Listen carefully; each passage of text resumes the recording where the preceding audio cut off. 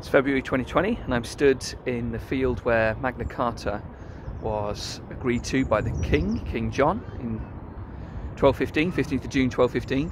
And the monument just behind me here, this was laid here by the American government to commemorate the fact that Magna Carta was the first constitutional document in the world that guaranteed people's rights and freedoms against tyranny. And it came from a period in history where King John, who had taken the throne in 1199 after the death of his brother Richard, was now in charge of England with quite a vast sum of money. Cut a reasonably long story short, Richard, once he died, had left the country in a bit of debt because they'd had to raise money to try and bail him out once he got captured.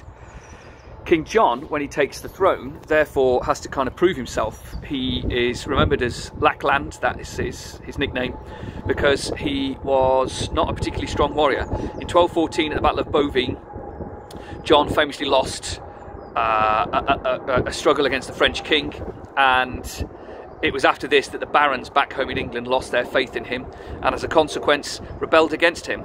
Eventually, when they took London in 1215, they forced John to come to this spot to limit his power, limit the amount of control that he had. He'd done some horrendous things to the barons, including holding them hostage, so having some of the barons as hostages, and making widows pay money so they could keep hold of their land and entitlement.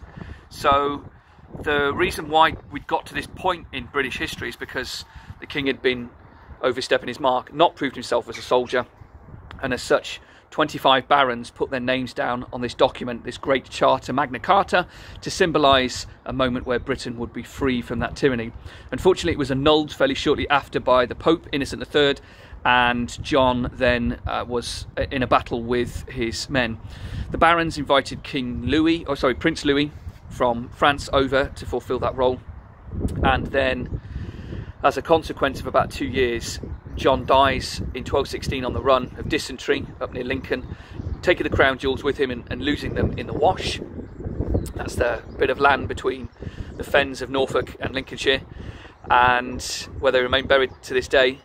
And then the barons in effect turned to Henry III, the boy king, who is John's son, and Henry reissues the charter. He takes away some parts of the charter, but fundamentally the rights of the barons and the way that the rights of the king are limited are part of that. And the final part comes in 1297 when Edward I takes the throne. He also reissues Magna Carta. There's various different elements of Magna Carta, but two parts of that charter still exist today. One of them is about the idea of a fair trial and how you cannot be held against your will without evidence. So it's fascinating the impact that would then have on things like the Geneva Convention, the UN Convention of Human Rights, and the Bill of Rights and the Declaration of Independence. There are 4 copies of the Magna Carta from different ages. 2 of them are at the British Library. One is at Lincoln Cathedral and one is at Salisbury Cathedral, which I visited not so long ago.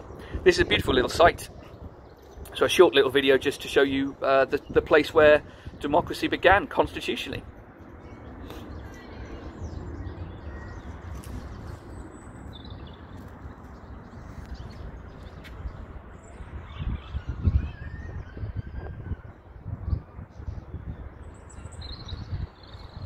Is it this field that they signed it? I also just have happened to have brought this with me, the King John Ladybird Magna Carta book. Really awesome, because in here they've got some great pictures of when Magna Carta was signed. And one of the famous scenes is where he's forced in the wind, in the rain, to sign this thing, taking away his power and his freedom. There we go, just there. So with the knights and the barons all formed around him, he has no choice but to sign away his power. There we go. Thanks for watching. I hope that was enjoyable.